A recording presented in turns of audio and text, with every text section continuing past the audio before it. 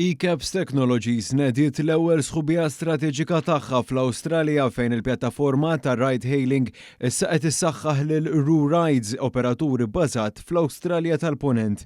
Din is-sħubija timmarka pass ieħor fl-espansjoni globali ta' eCaps Technologies li issa hi preżenti f'7 pajjiżi differenti wara investiment ta' 18 miljun euro mħabbar aktar kmieni din is-sena li ħoloq pjattaforma teknoloġika robusta l-operaturi tal-mobilità.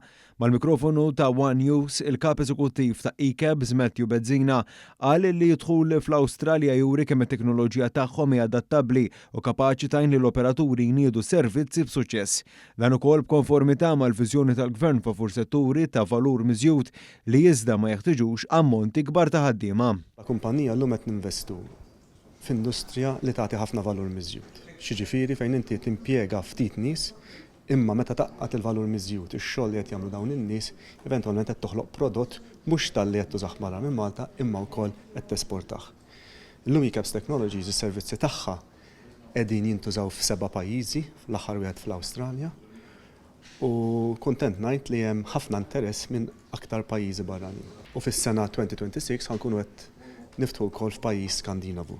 eCaps Technologies se tajn l-operaturi lokali kompetu kontra ġganti globali permezz ta' teknoloġija li taqqat eċċellenza fl-operat ma' soluzzjonijiet adattabbli u sostenibbli.